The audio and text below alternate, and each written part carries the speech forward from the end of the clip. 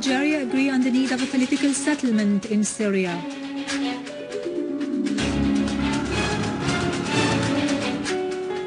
Our armed forces target Jabhat al-Nusra gangs in Hama and Dar'a and intercept attempts of infiltration into Syria.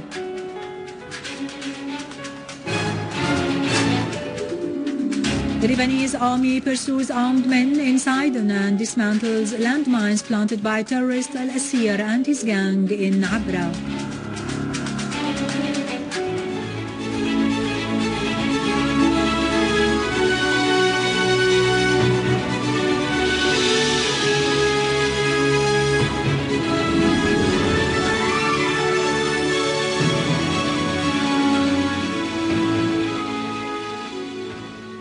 Good afternoon, ladies and gentlemen. I am Irado Krikorian from the News Center in Damascus. Russian Foreign Minister Sergei Lavrov has said that his country and Algeria agree on the need of a political solution to the crisis in Syria. Lavrov's statement came during a joint press conference held with his Algerian counterpart Mourad Mdelsi, who is currently visiting Moscow. The talks between the two officials covered the crisis in Syria, the situation in South Africa, and the economic relations between the two countries. Lavrov said, France is fighting terrorism in Mali, yet it is offering support for the terrorists who had moved from Libya to Syria. On his part, Mdelsi praised Russia's efforts in cooperation with the USA to hold an international conference on Syria in Geneva. Mdelsi said the world community should support the reconciliation and national dialogue process in order to halt the violence in Syria. The Russian ambassador in Jordan, Alexander Kalugin, today warned that the deployment of American military troops and equipment in Jordan does not help reach a solution to the crisis in Syria. In an interview with the British Financial Times Daily, Kalugin said that the presence of more troops in the region will not help the situation, particularly after the Russians had agreed with the Americans on calling on all parties in Syria to sit at the table of talks and start dialogue. The American Los Angeles Times Daily had recently stressed that elements from the CIA and the American special troops have been present in Turkey and Jordan, where they had been training armed men from the Syrian opposition, that is months before the White House's declaration of its intention to increase the military assistance to the opposition. An official who did not wish to disclose his identity said teams of the American special troops had chosen the armed men who were trained last year when the American army started regional supply lines to the armed groups in Syria. The paper said such training began in November 2012 in an American military base southwest of Jordan, pointing that the training period lasted for 2 weeks with the participation of 20 to 45 opposition fighters in each course. However, Jordanian Prime Minister al-Nusra denied such reports.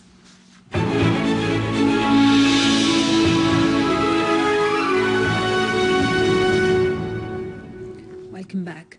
In Dar'a, armed forces chased terrorist gangs downtown the city and the surrounding villages, killing and wounding a large number of them, including sniper Mustafa Dabbour.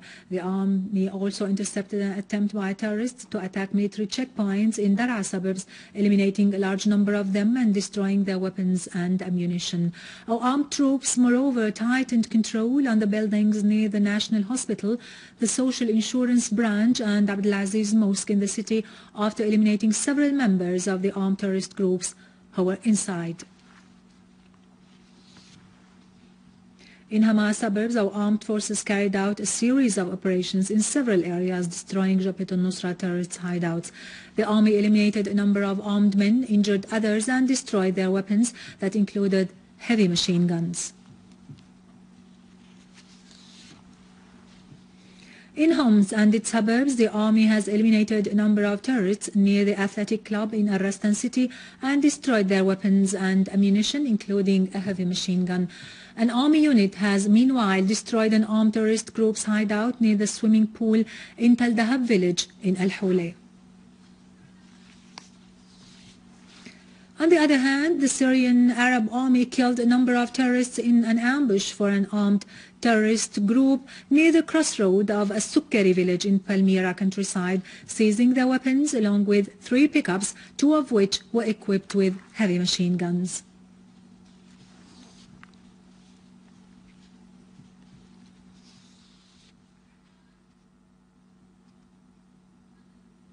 The Syrian Arab Army has established security and stability in the area of Ghalioun Mountain in Tel Kalakh after chasing the armed terrorist groups and discovering a tunnel leading to Tel Kalakh.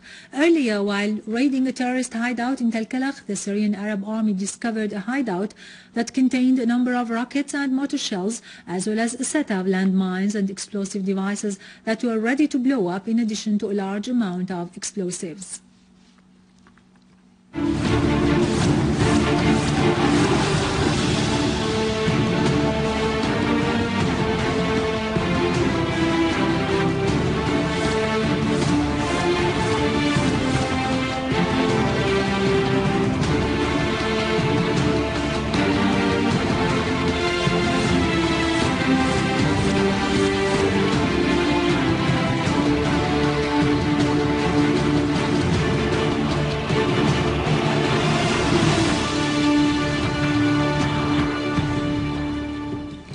Iran has strongly condemned the crime of brutally killing 4 Egyptians and wounding 8 others by Takfiri terrorists in Abu Muslim village in Al-Giza Governorate in Egypt. The Iranian Foreign Ministry said in a statement that Iran was confident that the Egyptian people will behave intelligently regarding the conspiracy targeting them, which aims at sowing sedition just as they were able in the past to conquer the Zionist plot in instigating differences between the Muslims and Christians.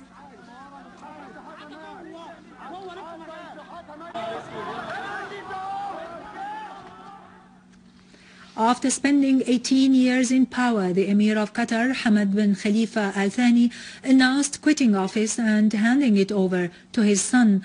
Hamad justified his decision, saying it was time to open a new page in which a new generation will be shouldering the responsibility. The Emiri office had earlier called on Qatari citizens to swear allegiance to the new Emir today and tomorrow in the Emiri office. Depending on Western media reports, observers expect the transition of power in Qatar to include the quitting of another person, who is the Prime Minister and also the Foreign Minister, Hamad bin Jassim Al Thani, who is considered by many as the actual ruler of Qatar. The Lebanese Army has taken full control of the complex of terrorist Sheikh of Sedition, al-Asir, in Sidon. The Lebanese Army also carried out a series of raids to chase the terrorists in Sidon, defusing landmines that were planted by the terrorist and his group in the area of Abra. The incidents in Sidon resulted in the killing of 16 Lebanese soldiers and the wounding of several others. Meanwhile, a roadside bomb exploded on the road of al-Masna, inflicting material damage only. Finally, in Turkey, public protests continued against Erdogan's government all over the country as Erdogan's forces tried for the 3rd consecutive week to crack down on the demonstrations using tear gas and water cannon. Erdogan's forces raided many houses in Ankara today morning, arresting 20 people who took part in the demonstrations that called for Erdogan to step down and demanded to hold him as accountable for the crimes committed by his forces against the peaceful protesters. A report by Turkish police showed that 5.2 million Turks took part in the protests, which have been held across Turkey since the 31st of May.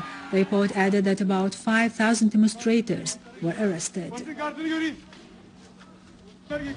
With this, we end our news for today. Thank you for watching. For more details about Syria and the region and to view this bulletin again, you can always visit our website in English, syriaonline.sy.